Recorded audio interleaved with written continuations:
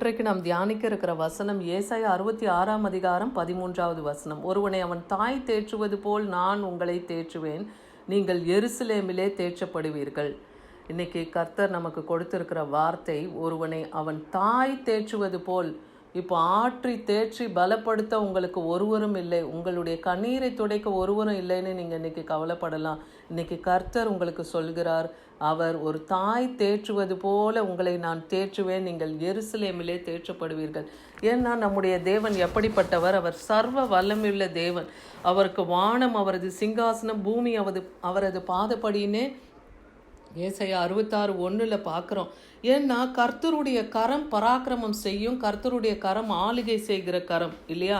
அதான் இங்கே 2வது வசனத்தில் பாருங்கள், 66:2, என்னுடைய கரம் இவைகளெல்லாம் சிருஷ்டித்ததினால் இவைகள் எல்லாம் உண்டாயின என்று கர்த்தர் சொல்லுகிறார்.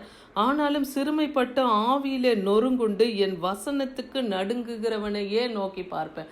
அப்போ தேவன் யாரை ஆற்றி தேற்றுவார்? அவர் வசனத்துக்கு நடுங்குகிறவர்கள், சிறுமைப்பட்டவர்கள், தேவ பயம் உள்ளவர்களுக்கு கர்த்தர் இறங்குவார். நீங்கள் ஜெபிக்கும் போதே தேவன் உங்களுக்கு பதில் தருவார்.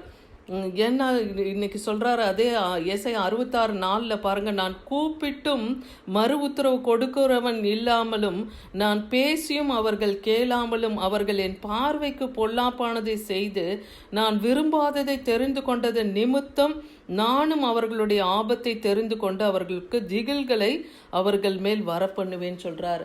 அப்போ இன்னைக்கு திகில் நடுக்கம் ஏன் தேவன் கொடுக்குறாரு? அதுதான் இந்த வசனத்தில் சொல்கிறார் பாருங்கள், நீங்கள் கூப்பிடும்போது நான் பதில் தரமாட்டேன், நீங்கள் பேசும்போது நான் கேட்காமலும் இருக்கேன். ஏன்னா நீங்கள் என் பார்வைக்கு பொல்லாப்பான காரியங்கள், நான் விரும்பாத காரியங்களை நீங்கள் செய்கிறீங்க. நான் எதை அருவருக்கிறேனோ அதை நீங்கள் விரும்பி செய்கிறீங்க. அதனால தான் உங்களுடைய ஜபத்துக்கோ உங்களுடைய கூப்பிடுதலுக்கோ நான் செவி கொடுக்காமல் உங்களுக்கு திகிலை அனுப்புகிறேன். இன்றைக்கி எத்தனையோ பேர் வாழ்க்கையில் கர்த்தர் திகிலை அனுப்புகிறார், பயத்தை அனுப்புகிறாரு இல்லையா? ஏன்னா தேவனுடைய வார்த்தைக்கு நம்ம செவி கொடுக்காமல் கீழ்ப்படியாமல் நடக்கிறதுனால தான் தேவன் ஒரு பயத்தையும் கலக்கத்தையும் நமக்கு தரேன்னு சொல்கிறார். ஆனால் இன்றைக்கி நம்ம எப்படி தேவனை தேடணும்? தேவனிடமாய் நம்ம திரும்பணும். ஏன்னா கர்த்தர் மனதுருக்கமும் இரக்கமும் மனதுருக்கமும் நீடிய சாந்தமும் மிகுந்த கிருபையுள்ள தேவன். அவர் கிருபையுள்ள தேவனாக இருக்கிறாரு. அவர் பாவத்தை பாராத சுத்த கண்ணராக இருக்கிறாரு. அக்கிரமக்காரர்களுடைய நினைவுகளை அவர் அருவருத்தாலும் அவர்கள் மனம் திரும்பி அவரிடத்துல வரும்போது அவர்களுக்கு அவர் இரக்கம் செய்கிற தேவனாக இருக்கார். அப்போ இன்னைக்கு தாயை போல தேவன் தேற்ற வல்லமையுள்ளவர். அவர் இன்னைக்கு சொன்ன அந்த வார்த்தையின்படி நம்ம எருசலேமிலே அவர் தேற்ற அவர் வல்லமையுள்ளவர். இங்கே 2 கொரிந்தியர் 1:4 பாருங்க, இங்கே பவுல் அப்போஸ்தலன் ஊழியத்தின் நிமித்தம் சுவிசேஷத்தின் நிமித்தம் இங்கே ஒரு காரியத்தை குறித்து அவர் சொல்றார். தேவனால் எங்களுக்கு அருளப்படுகிற ஆறுதலினாலே எந்த உபத்திரவத்தில் ஆகிலும் அகப்படுகிறவர்களுக்கு நாங்கள் ஆறுதல் செய்ய திராணி உள்ளவர்கள் ஆகும்படிக்கு எங்களுக்கு வரும் சகல உபத்திரவங்களையும் அவரே எங்களுக்கு ஆறுதல் செய்கிறவர். அப்போ தேவனுடைய ஊழியத்தை செய்கிற ஊழியக்காரர்களுக்கு தேவன் ஆறுதல் தருகிறார் இல்லையா? அவர்களை ஆற்றி தேற்றி பலப்படுத்துகிற தேவனா இருக்கிறார். எந்த ஒரு உபத்திரவத்தில் அவங்க அகப்பட்டாலும் அதில் ஆறுதல் செய்ய தேவன் தன்னுடைய வார்த்தையை கொடுத்து அவர்களை ஆற்றி தேற்றி பலப்படுத்துகிறவர்களாக இருக்கிறார். இன்னைக்கு கூட கர்த்தருடைய வார்த்தை மற்றவர்களுடைய இருதயத்தை ஆற்றி தேற்றுகிறதா இருக்கணும். கவலையிலும் துன்பத்திலும் நெருக்கத்திலும் இருக்கிறவர்களுக்கு நாம் கர்த்தருடைய வார்த்தையை கொடுத்து அவங்களை தேற்றுகிறவர்களாய் ஆற்றுகிறவர்களாய் நாம் காணப்படணும். அப்படி திராணி உள்ளவர்களாக இருக்கணும்னு இங்கே பவுல் அப்போஸ்தலன் சொல்லுகிறத பார்க்குறோம். 2 கொரிந்தியர் 1:3 பாருங்கள், நமது கர்த்தராகிய இயேசு கிறிஸ்துவின் பிதாவாகிய தேவனும் இரக்கங்களின் பிதாவாகிய தேவனும் சகல விதமான ஆறுதலின் தேவனுமாய் இருக்கிறவருக்கு ஸ்தோத்திரம். அப்போ நம்முடைய பிதாவாகிய தேவன் எப்படி இருக்கிறாரு?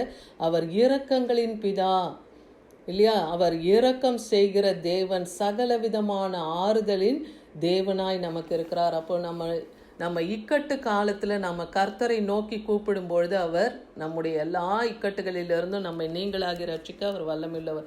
ஏன்னா தாவீது அதை அறிந்திருந்ததுனால தான் அவர் நெருக்கப்பட்ட சூழ்நிலை எல்லாம் கர்த்தரை நோக்கி கூப்பிடும் போதெல்லாம் அவர் நெருங்கி அவருடைய எல்லா இக்கட்டிலிருந்தும் நீங்களாகி ரட்சித்தார்னு நம்ம சங்கீதத்தில் பார்க்குறோம். ஏசாயா 51:3 பாருங்க, கர்த்தர் சியோனுக்கு ஆறுதல் செய்வார், அவர் அதன் பாழான ஸ்தலங்களை எல்லாம் தேர்தல் அடைய செய்து அதன் வனாந்தரத்தை ஏதேனை போலவும் அதன் அவாந்தர வெளியை கர்த்தரின் தோட்டத்தை போலவும் ஆக்குவார்.